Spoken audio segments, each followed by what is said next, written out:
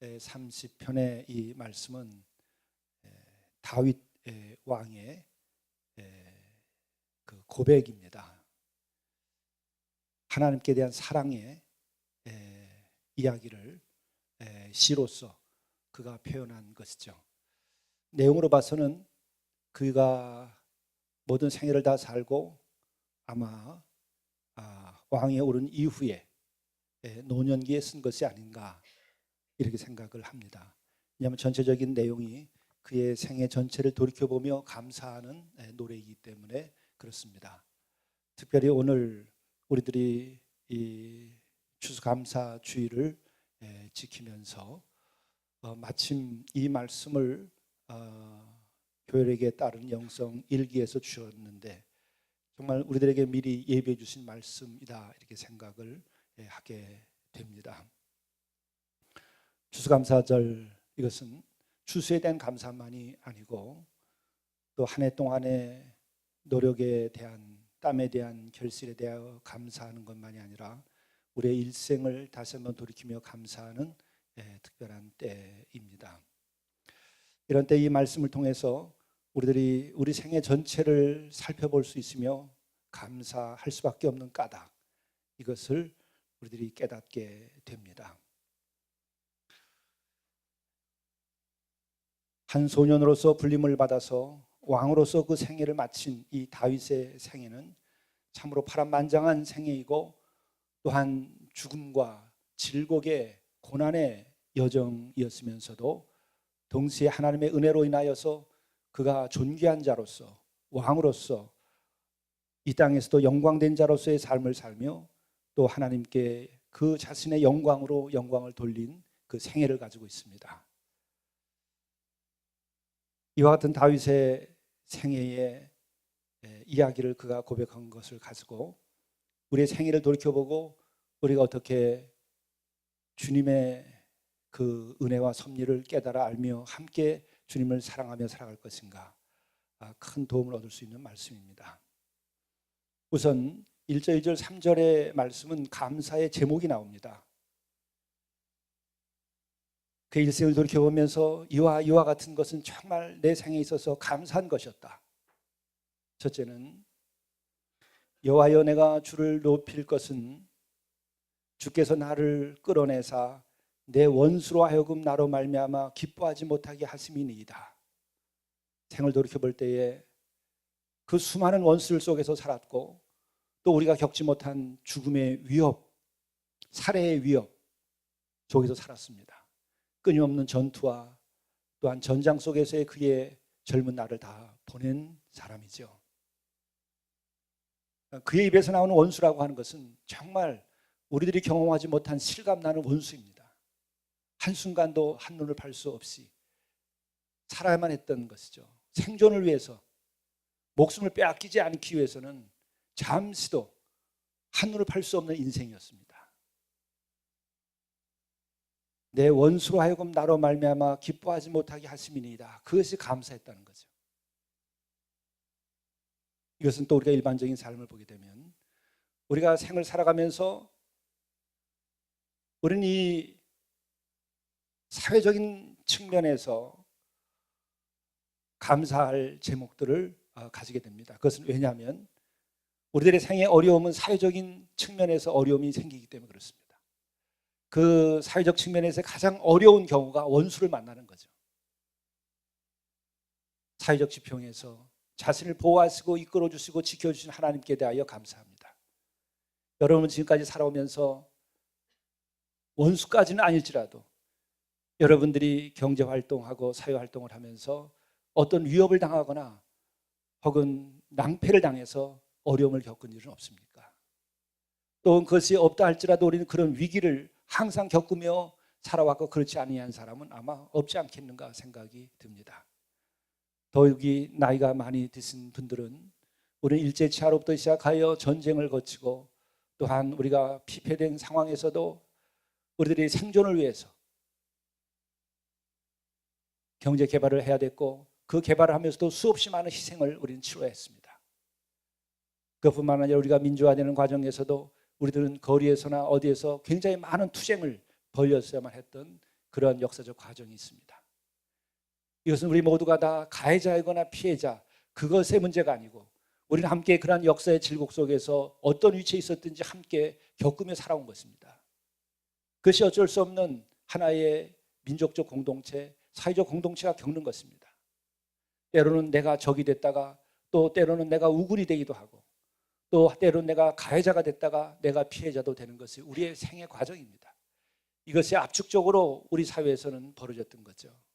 아직도 이 문제는 우리는 해결되지 않고 있습니다. 이러한 그 역사를 살아오면서 우리는 정말 많은 위기를 겪을 수밖에 없었는데 오늘 이 자리에 우리가 이렇게 예배를 드리고 감사하며 살아있다고 하는 것 자체가 어떤 면에서는 큰 축복이며 하나님의 보호하심이 있었기 때문에 이 자리에 있는 것이 아닌가 생각하게 됩니다. 저 역시도 젊은 날을 생각해 보면 크게 대단한 일을 하지 않았었지만 참으로 그 70년대 80년대 초 거리에서 순교하는 것이 진정한 주님을 따르는 자의 삶이 아닌가 했던 생각을 했던 때도 있습니다. 저는 지금까지 이렇게 살아있을 것이라고 생각지 못했던 그런 젊은 날이 있었습니다. 그러나 오늘도 돌이켜보면 이렇게 제가 건재하고 여러분과 함께 교회를 세우고 예배드리게 하신 것이 정말 나를 지켜주신 하나님, 나와 함께 하신 하나님께 대한 감사를 제 자신이 이 서 있는 것만으로도 존재하는 것만으로도 고백하지 않을 수 없는 것을 이 시점에서 느낍니다. 또 무슨 까닭인지 특별히 올해 가을은 더 인생을 많이 깊이 생각하고 돌이켜보는 그런 시간이기도 합니다. 아마 이게 60 즈음분인가 60 넘은 지가 해가 몇 해가 지났는데 갑자기 더 흐르는 세월과 이 가을이 세월로 가득 찬 느낌이 듭니다. 단풍이 그냥 단풍이 아니라 세월로 느껴지고 낙엽이 그냥 낙엽이 아니고 흐르는 시간으로 보이면서 이 시간 속에서 우리가 존재하고 있고 하나님과 더불어 살아간다는 것이 얼마나 아름다운 일이고 은혜인가 하는 것을 새삼 충만하게 느끼고 또 하나님의 거룩한 사랑에 감사하는 마음을 피할 길이 없습니다. 바로 오늘 우리가 이렇게 살아있다고 하는 것 자체가 이 땅에 사는 모든 사람들, 특별히 50대 후반이나 60대 혹은 7, 80대 분들은 더 원수로부터 이 사회적인 경제적인 위기와 고통 가운데에서 우리를 지켜주시고 우리를 이렇게 살아있게 하시니 참으로 기뻐하지 아니할 수 없습니다 하고 고백할 수 있는 상황이 아닌가 이렇게 생각이 듭니다. 두 번째로 이 다윗은 고백합니다. 여호와 내 하나님이여 내가 주께 부르짖음에 나를 고치셨나이다. 지금까지 살아오면서 여러분들 육체의 고통을 겪어보지 않은 분들이 있으십니까? 첫째, 우리가 겪는 것은 일반적으로 겪는 것은 사회적인 어려움, 그리고 어느 시점이 돼서 나이가 들면 누구나 다 예외 없이 내 건강, 내 몸의 위기를 겪게 됩니다. 다윗은 일찍 젊은 날에 사회적인 위기를 겪었죠. 죽음의 위기 앞에서 살아왔습니다. 그리고 그가 나이 들면서 그도 하나님이 택한 자였고 그렇게 강인한 군사였고 그렇게 강인한 육신을 가지고 살아왔었지만은 그도 병들었던 것입니다. 이것은 몸을 지닌 인간으로서 피할 수 없는 생의 여정입니다. 육체의 연약함, 그가 병들어 누웠을 때에 그가 주께 부르짖음에 나를 고치셨나이다. 저도 2014년 4월 8일 지금도 기억을 합니다. 저보고 암입니다. 그런데 지금 이렇게 건강하게 살아가고 있습니다. 그 이후에 오진이라고도 말도 하고 또 혹은 다르게 얘기도 하고 확률적으로 몇십만 명 중에 하나다라고 얘기도 합니다만은 어쨌든 그 진단할 때에 그 의사의 이야기는 맞았던 겁니다. 그러나 저는 그 이후에 완전한 건강을 찾고 오늘 주의 일을 하고 있습니다. 부르짖음에 나를 고치셨나이다. 여러분들이 진정으로 내가 회복되고 내가 건강하고 강건케 되기를 원하고 있는가, 이것이 중요한 거예요. 질병도 영혼의 빛 아래 있는 겁니다. 내 육체, 내 영과 혼도, 내 혼과 육도 영의 빛 아래 있는 것입니다. 나의 영이 진정으로 살아야 하겠고 이 인생을 사랑하고 나를 사랑하여서 나에게 생을 주신 그 하나님께 감사하며 나에게 주신 생을 내가 마침내 살아내야 되겠다고 생각하는 그 영혼의 갈망이 있으면 여러분, 우리들의 정서적인 아픔과 고통, 혼의 문제, 그리고 육신의 연약함과 그 병든 것은 여러분 능히 일어설 수 있는 겁니다. 영적인 삶은 그런 것을 우리들로 하여금 입증시켜줘요. 여호와 하나님께 진정으로 부르짖으며 감사하며 간구할 때에 응답하시는 겁니다. 문제는 내 영이 진정으로 회복되기를 원하느냐 원하지 않느냐. 내가 정말 하나님께 감사하고 하나님의 사랑과 은혜를 내가 경험하면서 그의 사랑으로 인하여 내가 살아가고 있음을 내가 정말 알고 내 삶을 은혜로 생각하고 감사하며 살아가고 있는가 아닌가. 내가 그래서 나뿐만 아니라 살아있는 모든 것들을 죽어가는 모든 것들을 내가 사랑하겠노라고 하는 그 간절한 사랑의 열망이 있으면 하나님께서는 우리의 영을 통하여 우리들에게 사랑을 주시고 은혜를 베푸시고 우리들의 혼과 육을 치유하여 주시는 겁니다. 우리는 육신으로부터 시작하는 것이 아니라 영으로부터 시작해야 됩니다.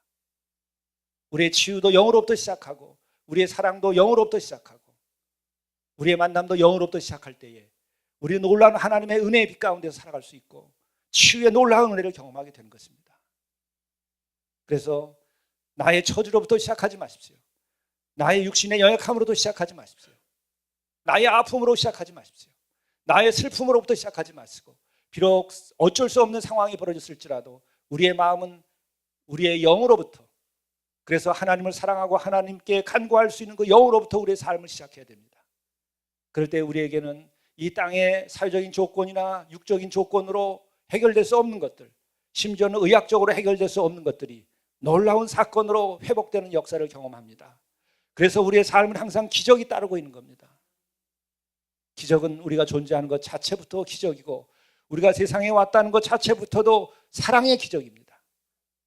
하나님 무한한 그 사랑 가운데서 우리가 피조되었고 그 사랑의 빛 가운데서 우리들이 진실하게 살아가고 우리의 삶을 아름답게 꽃필 수 있는 겁니다. 그 사랑 가운데서 우리의 영혼이 주께 부르짖으면 우리의 육신도 치유함을 받는 겁니다. 그러나 우리가 끄지없이 육으로부터 시작되면 우리는 그것을 헤어나기가 어렵습니다. 벗어나서 영으로부터 시작하시고 주와의 만남으로부터 시작하고 주의 은혜와 사랑으로부터 우리의 삶을 시작해야만 되는 것입니다. 그럴 때 우리는 육신의 치유함뿐만 아니라 우리들의 정서적인 것, 마음의 것들, 우리들의 인간의 관계 모든 것들이 거룩하게 풀리게 되고 순결하고 우리가 온전한 사랑으로 우리들의 관계를 키워나갈 수 있고 우리들의 몸도 그것에 따라서 다시금 회복되는 것입니다. 세 번째로 이 다윗이 감사한 것은 3절의 말씀입니다. 여호와여 주께서 내 영혼을 수월에서 끌어내어 나를 살리사 무덤으로 내려가지 아니하게 하셨나이다. 영의 문제, 처음에는 사회적인 문제에 대하여 그 문제를 극복하게 하심을 감사하였고 두 번째는 육신의 고통 가운데에서 그것을 치유하신 육신의 문제에서 해결받았음을 감사하고 세 번째는 영혼의 문제, 이 영에 대한 문제를 가지고 얘기합니다. 주께서 내 영혼을 수월에서 끌어내었다. 우리 영혼이 병이 들고 우리의 영혼이 병이 든다고 하는 것은 하나님과 우리의 관계가 끊어져서 우리가 어둠 가운데 처하는 것입니다. 냉혹한 삶의 무의미 속에 빠지게 됩니다. 하나님과의 관계가 영에서 끊어지게 되면 우리의 삶은 철저하게 허무함에 빠지게 됩니다. 때로는 이것으로 인하여 우리는 길을 잃고 분노하고 이것으로 인하여 우리는 생명조차 유지하지 못하는 일이 벌어지게 되는 것입니다. 우리는 죄악 가운데 빠지고 빛 가운데 살지 못하는 이 끔찍한 일들이 벌어지게 되는 것입니다. 많은 현대인들의 질병은 사실은 육신과 사회적인 문제보다도 지금은 영의 문제에 있는 것입니다. 하나님이 계시지 않다고 생각하고 그것을 가르치고 그것을 신념화하고 그것을 도덕적 가치로 세워주는 이것은 끔찍한 일입니다. 인간을 짐승으로 만드는 것이고 인간을 하나의 물질로 전락시키는 것입니다. 영혼 없는 인간은 짐승과 크게 다르지 않습니다. 영혼 없는 인간은 결국 생의 무의미 가운데에서 육적인 삶을 살다가 끝나버리고 맙니다. 그들에게는 영원한 나라도 없고 그들에게는 영원한 가치도 없고 영원한 사랑도 없습니다. 거기서 영원한 만남도 있을 수 없습니다. 이것은 오늘 말하는 것처럼 스월 죽음입니다. 지옥입니다. 오늘 우리는 지옥 가운데 살아가는 사람들이 늘어나고 있습니다. 다윗은 이것을 감사합니다. 내 영혼이 스월에서 끌어내어졌다는 거죠. 하나님과 관계가 끊어졌을 때에 하나님께서 그와 함께 하시고 그의 영혼을 다시 소생케 하여서 주는 나의 목자, 쉴만한 물가로 나를 인도하시고 사망의 음침한 골짜기에서 나를 보호하시는 그 나를 지키시는 하나님, 그 하나님과의 영적인 만남을 통해서 그는 하나님의 한없는 사랑과 그 힘을 받았고 또 그 힘에 의지하여서 그는 자신의 모든 어두운 영적인 그 골짜기에서 죽음의 자리에서 건져 올려졌음을 고백하는 겁니다. 나를 살리사 무덤으로 내려가지 아니하게 하셨나이다. 우리의 영혼이 하나님과의 관계에서 끊어지면 아직 죽지 않은 죽음입니다. 이미 끝나버린 채로 인생을 살아가는, 떠내려가는 인생입니다. 죽음의 바다에서, 아직 이미 죽음의 바다에서 노졌고 마지막 침몰만을 기다리는 그런 인생이 되는 것입니다. 우리의 영이 살아서 하나님과 호흡을 하고 하나님의 사랑 가운데에서 우리를 살아갈 때에 우리의 생명은 새로운 기운을 얻게 되는 것입니다. 다윗은 그것을 경험했습니다. 자기의 영혼이 하나님과의 관계가 끊어져서 그가 지옥 같은 삶을 살고 있을 때에 자기의 영혼을 소생케 하셨다는 거예요. 무덤에서 나를 살렸다는 거예요. 오늘 이 땅에 살아있으면서도 무덤 속에서 살아가는 이들이 있습니다. 그것은 뭔가요? 돈이 없기 때문이 아닙니다. 누가 나를 사랑하지 않기 때문이 아닙니다. 누가 나를 버렸기 때문이 아닙니다. 그보다 더 근본적인 문제가 있습니다. 하나님과의 관계가 끊어졌기 때문에 내 영혼이 빛을 잃어서 그와 같은 일이 일어나는 것입니다. 우리의 가정의 문제, 재정적인 문제 때문만이 아니고 정서적인 문제 때문만이 아니고 인간관계, 가족 간의 관계만의 문제가 아니고 어떤 트라우마이기 때문에만 문제가 아니라 더 근본적으로는 한 사람 한 사람의 그 영혼이 하나님의 빛 가운데 있지 아니하고 그 영이 하나님과 소통하지 아니하는 데서 근본적인 문제가 생기는 것입니다. 거꾸로 말하면 아무리 가정에 어려움이 있고 또한 가정이 어렵고 그리고 빈곤하고 그리고 참으로 가족 간의 관계에서도 많은 갈등과 고통이 있을지라도 그 한 영혼이라도 그 가정에서 영혼이 주를 알고 주의 사랑 가운데 뿌리를 두고 삶을 시작할 때에 그 가정은 회복됩니다. 시간의 문제입니다.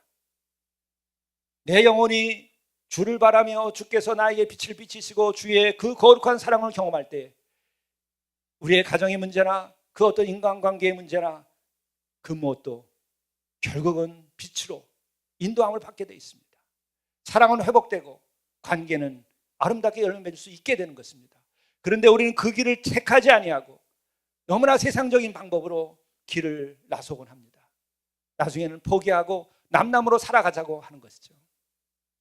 모든 인간의 관계도 그렇게 되어서는 안 되죠. 이것은 교회의 인간의 문제도 마찬가지입니다. 목회자로서 그 성도 간에 또 목회자와 교회 간의 성도들과의 그 인간의 관계, 사랑의 관계도 굉장히 큰 짐입니다. 그러나 그 모든 것들이 영으로부터 주의 사랑으로부터 시작될 때에는 시간의 문제, 다시금 모든 관계는 거룩한 사랑으로 회복되게 되어 있습니다. 그러나 그것이 아니라 어떤 회의를 통해서 해결하려고 한다든지 또 어떤 권위와 힘에 의해서 해결한다고 할 때에 그것은 해결되지 않습니다.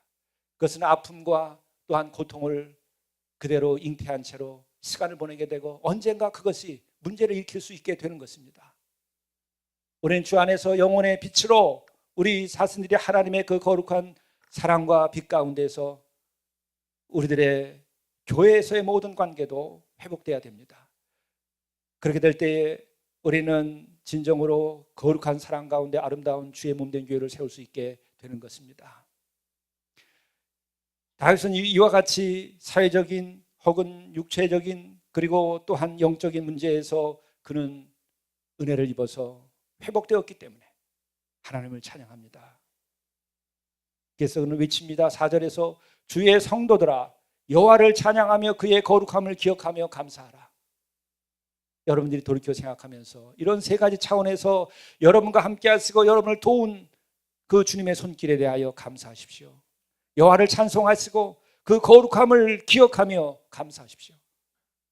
그러나 아직 그러한 문제가 해결되지 않았다 할지라도 우리와 함께 하실 때 이 문제가 해결된다고 하는 것을 믿고 나갔으면 여러분들도 누구 한 사람도 예외 없이 여호와 하나님을 찬송하며 그 거룩함을 기억하며 감사하게 될 것입니다.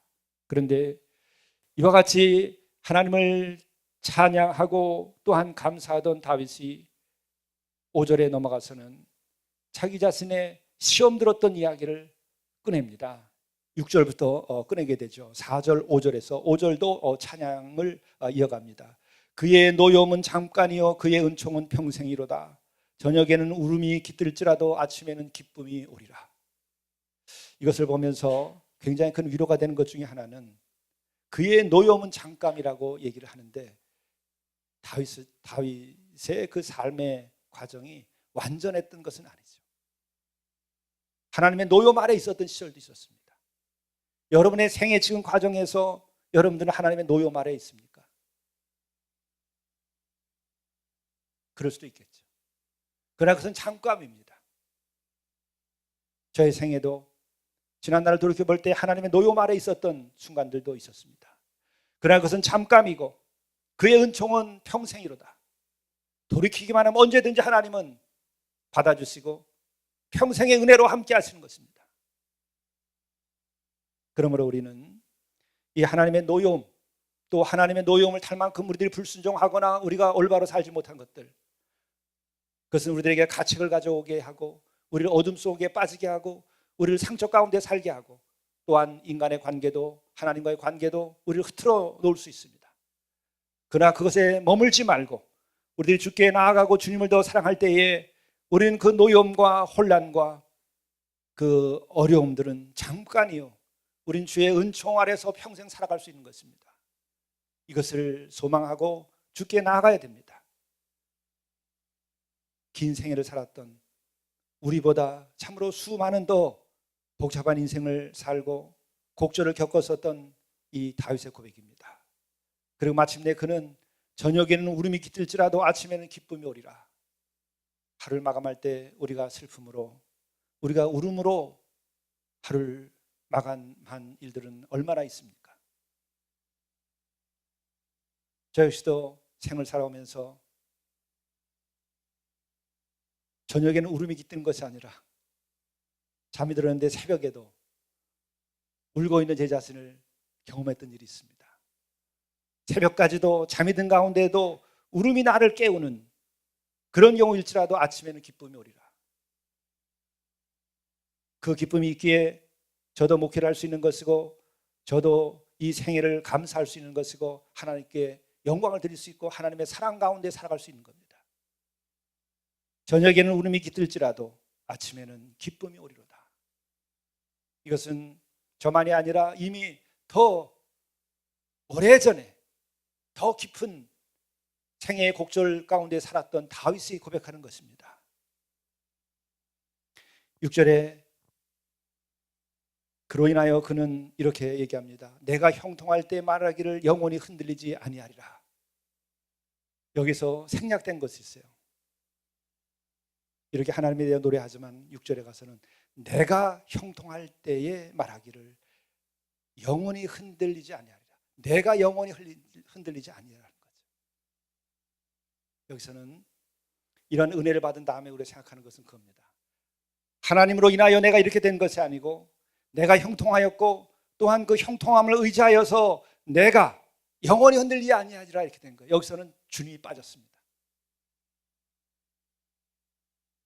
그래서 7절에 여호와여 주의 은혜로 나를 산같이 굳게 세우셨더니 주의 얼굴을 가리시며 내가 근심하였나이다.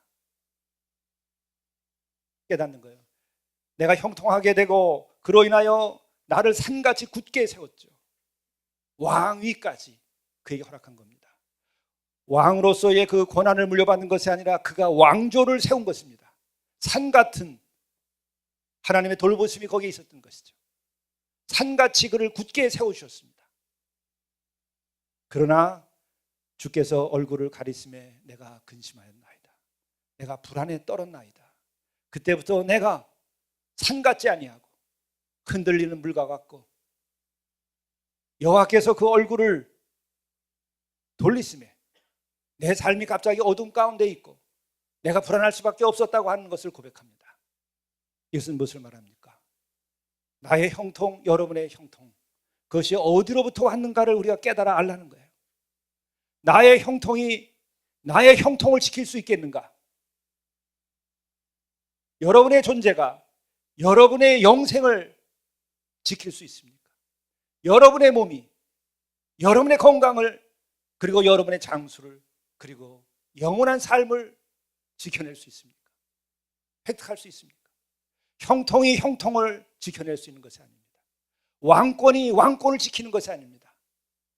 산 같은 그러한 왕권을 주고 산처럼 굳세게 굳건하게 세워줬지만 여호와 하나님께서 그를 세웠고 여호와 하나님의 은혜로 그가 산같이 굳게 선 것입니다. 그의 왕위도 하나님께서 허락하셨으므로 그의 왕위가 지켜진 것입니다. 왕위가 왕위를 지키는 것이 아닙니다. 여러분의 형통, 여러분의 자본, 여러분의 기술, 여러분의 생각들이 여러분 생의 모든 것을 지키는 것이 아닙니다. 그렇게 잘 나가던 기업 가운데에 여러분 100년을 견디는 기업이 있습니까? 30년을 견디는 기업이 얼마나 있습니까? 10년을 내다볼 수 있습니까?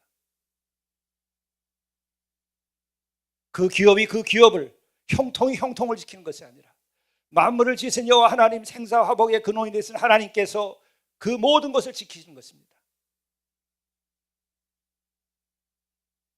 우리의 건강, 우리들의 장수, 잠시 아침에 나타났다 사라지는 안개와 같은 것입니다.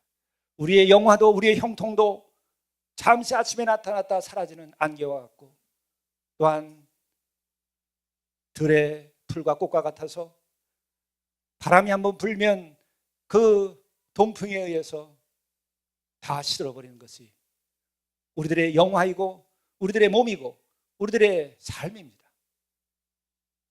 우리를 형통케 하고 우리를 산처럼 굳세게 세우고 우리로 하여금 영원한 생명을 주고 우리를 지키시는 것은 만물을 지으신 하나님, 그분이십니다. 그렇기 때문에 우리는 그분에게 감사하고, 그렇기 때문에 우리가 예배하는 것이고, 그렇기 때문에 우리들이 그분을 믿고 우리들이 부르짖는 것입니다. 이 세계를 아는 자가 복된 것입니다. 세상의 형통만이 전부인 것처럼 아는 이들은 여전히 어둠 가운데 있는 것입니다. 여전히 안타까운 삶을 살아가고 있는 것입니다. 나의 하나님, 나의 하나님이 나의 주가 되시고, 나의 하나님 나를 지키시고, 나의 하나님이 나의 형통케 하시며, 그분이 나의 생명과 나의 가정과 나의 일터와 그리고 이 나라를 지키신다는 것을 우리가 알아야 됩니다. 교회도 마찬가지로 이 교회를 지키는 것은 우리의 직분자가 아니고 만물을 지으신 하나님, 그분께서 우리를 구원케 하기 위하여 스스로 사람의 몸을 입고 오신 예수 그리스도와 그분의 십자가의 죽음과 부활이 이 교회를 지키고 우리의 믿음을 지키고 우리의 영생을 지키고 우리들의 영과 혼과 육을 지켜주시는 겁니다. 이것을 아는 자가 복된 것이고, 이것을 아는 자가 진정으로 하나님께 감사할 수 있고 그의 생애가 거룩하고 빛나게 되는 것입니다. 그래서 다윗은 부르짖습니다. 왕조를 세운 태조가 된 그 왕이 보이지 않는 하나님 앞에 무릎을 꿇고 그 자신의 신 앞에 무릎을 꿇고 간구하는 겁니다. 여호와여, 내가 주께 부르짖고 여호와께 간구하기를, 내가 무덤에 내려갈 때 나의 피가 무슨 유익이 있으리요? 진토가 어떻게 주를 찬송하며 주의 진리를 선포하리까? 왕이, 당시의 절대 군주인 그가 그 하나님 앞에 무릎을 꿇고 간구하는 것입니다. 여러분이 지금 시대를 살면서 얼마나 만큼 형통하며 또한 권세를 가지고 살아가고 있습니까? 얼마나 많은 것을 가지고 얼마나 대단한 존재입니까? 자신의 허망함을 깨달아 알고 연약함을 알아야 됩니다. 그것이 진리입니다. 내가 연약함을 아는 것만큼 나는 하나님 아버지를 더욱더 사랑하게 되는 것이고 나의 믿음은 깊어가는 것입니다. 얼마나 잘났나요? 그 잘남이 깨어지는 순간에 우리는 더 큰 세계를 얻게 됩니다. 내가 깨져나가는 순간에 나는 하나님 품에 안기게 되는 것입니다. 그렇지 않은 경우는 하나님께로부터 내뱉음을 당하게 되는 것입니다. 문 밖으로 내어 쫓겨서 이를 갈미 있으리라. 특별한 그 누구에게만 주어지는 것이 아니라 모든 사람에게 주어질 수 있는 것입니다. 내가 끝까지 주 앞에서 교만한 자로서 설 때에 나의 명성과 나의 가진 것과 나의 형통과 나의 힘으로 모든 것이 지켜질 것이라고 생각하고 그것만을 구하는 자들, 그것에 의지하는 자들은 그것으로 인하여 무너지게 됩니다.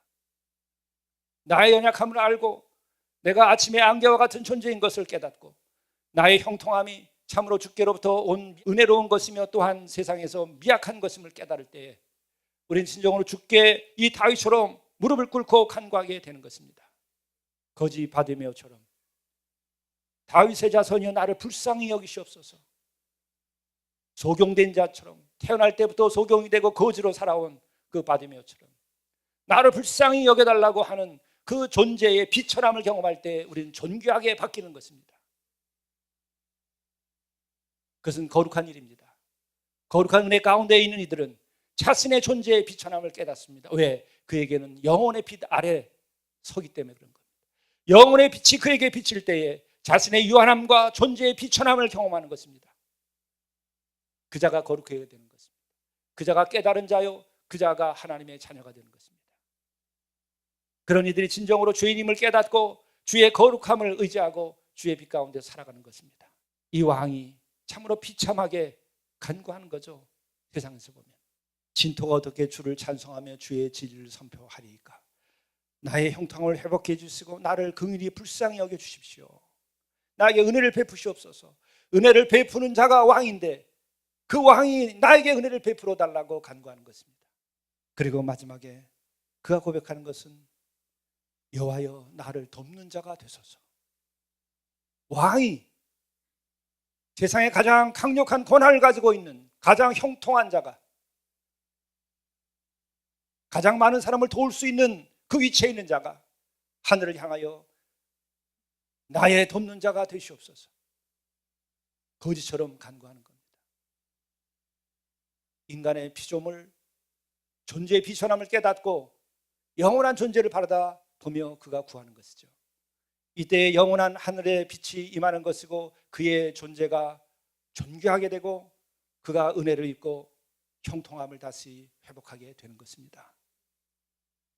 그는 마침내 노래합니다. 주께서 나의 슬픔이 변하여 내게 춤이 되게 하시며 나의 베옷을 벗기고 기쁨으로 띄우셨나이다. 여러분 진정한 슬픔을 경험해 본 일이 있습니까? 은혜입니다. 존재의 비천함을 나의 나약함을 깨닫는 것은 또 하나의 진리에 대한 깨달음입니다. 그때 우리에게 참된 슬픔이 임하는 것입니다. 슬퍼한 자는 복이 있다. 하늘의 위로를 얻을 것이다. 이것은 깨달음입니다. 순수한 가슴이 이르기 전까지 진정한 슬픔은 우리들에게 찾아들지 않습니다. 내가 진정으로 주께 무릎을 꿇고 내 자신을 내어놓기 전까지 우린 진정한 슬픔에 이르지 못합니다. 적어도 하나님을 모를지라도 한 인간으로서의 순수에 이르기 전까지 슬픔은 그의 것이 될 수 없습니다. 추구하는 많은 것들을 바라다 보면서 심지어는 떠나는 마지막 순간에 부모를 보면서도 도장 들이대고 돈을 생각하는 인간들, 얼마나 많은 사람들이 슬픔을 모르며 오염된 채로 살아가고 있습니까? 슬픔을 슬프로 하는 것은 인간으로서 영혼을 가진 존재로서의 진정성입니다. 여러분들은 우리가 진정한 사랑에 이른다고 한다면 그는 동시에 깊은 슬픔에 빠지게 되는 겁니다. 인생은 잠시이고 인간의 사랑은 영원하지 않기 때문에 아무리 그것이 순수한 것일지라도 인간의 사랑은 영원하지 않기 때문에 그 사랑을 진정으로 느끼는 자들은 슬픔에 빠지는 겁니다. 또한 우리들이 주의 뜻을 어기고 주의 말씀을 벗어나서 살아갈 때에 우리는 진정으로 슬픔에 이르게 되는 것입니다. 그것은 신앙적 양심의 자각을 말하는 것이기 때문에 또 다른 은총입니다. 죄를 저지르고 주의 뜻을 따르지 아니하면서도 슬픔에 이르지 않는 이들, 다윗은 그런 인물이 아니었습니다. 엄청난 죄악을 저질렀습니다. 그는 우리아의 아내를 택하는 것은 단순하게 성적인 범죄가 아니라 그에게 모든 것을 바치는 자기의 충성을 다하는 한 인간에 대한 배반이고 또 우리아를 전쟁으로 내몰아서 죽이는 살해 행위였습니다. 참으로 인간이 할 수 없는 끔찍한 일을 저질렀던 그 자신이었던 것이죠. 어쩌면 지은 범죄가 너무 크기 때문에 그는 슬퍼할 수 있었는지 모르겠습니다. 어쨌든 다윗은 하나님 뜻을 어김으로 인하여 겪은 깊은 슬픔과 잠을 이루지 못하는 날을 보냈던 것이죠. 그러나 그 슬픔은 그의 양심이었고 또한 그것은 은혜였습니다. 바로 그 슬픔으로 인하여 그는 주의 은혜를 입었고 주의 사함을 받고 그는 춤을 추게 되었던 것입니다. 같은 말씀이 나온 것은 베옷을 벗기고 기쁨으로 띠를 띄우셨나이다. 베옷은 뭐죠? 회개하는 자가 입는 옷이에요. 죄인이 입는 옷입니다. 죄인의 옷, 또한 죽은 자가 입는 옷이 베옷입니다. 하나님 앞에서 죽은 자가 되었던 것이죠. 그러나 주께서는 그의 베옷을 벗기고 기쁨으로 띠를 띄우셨나이다. 하나님께 주시는 그 기쁨, 그것은 신앙인들이 마지막에 얻어지는 절정이고 가장 큰 선물입니다. 성령의 열매도 기쁨입니다. 희락.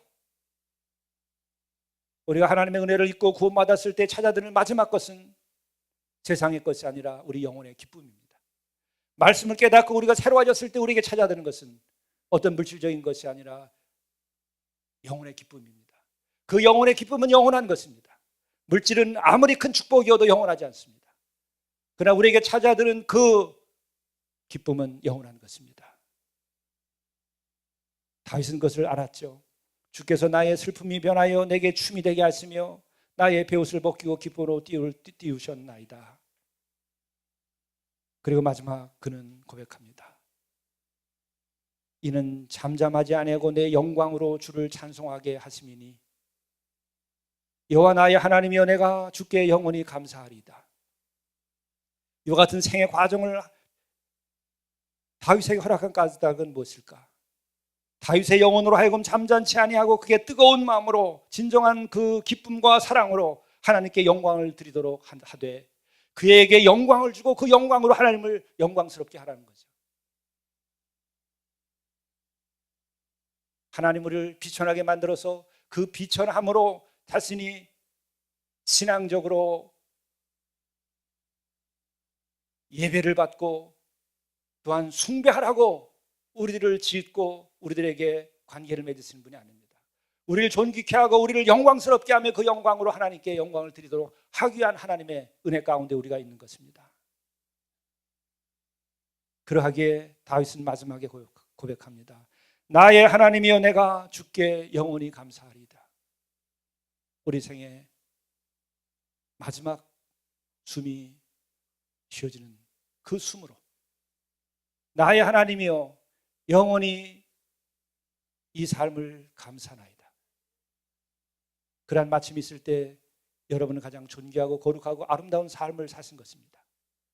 세상에서 어떤 경우를 겪었을지라도 어떤 죄악 가운데 생을 살았을지라도 어떤 슬픔 가운데 있었을지라도 어떤 실패 가운데 있었을지라도 우리의 생의 마지막 그 순간 남은 하나의 숨으로 여호와여 영원히 감사하리이다. 나의 하나님이여 내가 주께 영원히 감사하나이다. 이러한 고백이 여러분의 생의 마지막이 되기를 간절히 축원합니다. 주께서 나의 슬픔이 변하여 내게 춤이 되게 하시며 나의 베옷을 벗기고 기쁨으로 띄우셨나이다. 이는 잠잠하지 아니하고 내 영광으로 주를 찬송하게 하심이니 여호와 나의 하나님이여 내가 주께 영원히 감사하리이다. 우리의 생의 마지막 순간의 고백이 되도록 인도하여 주시고 또한 이것이 매일 하루하루의 고백이 되게 인도하여 주시고 영원히 감사함으로 순간순간을 살아내도록 인도하여 주옵소서. 우리 주 예수 그리스도의 이름으로 간절히 기도드리옵나이다. 아멘.